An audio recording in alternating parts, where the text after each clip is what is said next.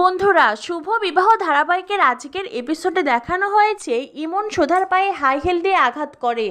তখনই সুধা ব্যথায় কুঁকড়ে গেলে ওয়েটারের হাত থেকে কফি পড়ে যায়। ওয়েটার তখন সুধাকে বলে, সরি ম্যাম।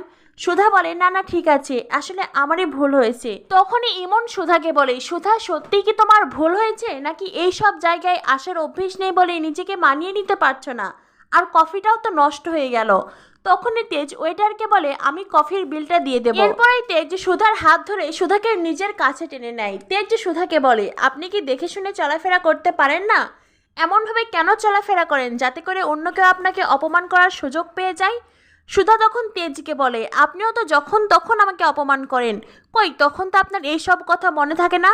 তেজ বলে, সুধা আমি আপনার স্বামী, আমার যখন ইচ্ছে হবে আমি আপনার উপর চিৎকার চেঁচামেচি করব, রাগ করব, অভিমান করব, যা করব আমি করব, কিন্তু আমার স্ত্রীকে অন্য কেউ অপমান করবে সেইটা আমি সহ্য করতে পারবো না। সুধা বলে, আসলে আমি ঠিকভাবেই দাঁড়িয়েছিলাম, কিন্তু আমার পায়ে হঠাৎ করে ব্যথা লেগেছে, আর তার কারণেই।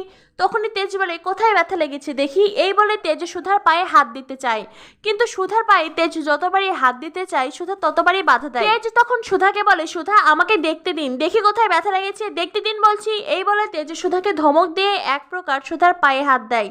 আর তখনই ঝিনুক এসে বলে, এই দাগ দেখে তো বোঝাই যাচ্ছে কেউ ইচ্ছে করে হাই হিল দিয়ে আঘাত করেছে। এরপরে ঝিনুক ইমনের কাছে যায়। ঝিনুক ইমনকে গিয়ে বলে, এই যে লিটল বেবি, তখন থেকে দেখছি হাই হিল পরে এদিক ওদিক ঘোরাঘুরি করছো। ইমন বলে, তো কি করব, এখানে তো সবাই হাই হিল পরেই আসে, আর তাছাড়া এখানে এত নাচ গান হচ্ছে, তার মধ্যে সুধারই বা কি দরকার ছিল অসাবধানে থাকা? ও কি নিজেকে সামনে রাখতে পারেনি? তেজ তখন বলে, ওয়েটার এখনই আপনি বরফ নিয়ে আসুন, আর ফার্স্ট এড বক্স কোথায় সেটাও নিয়ে আসুন।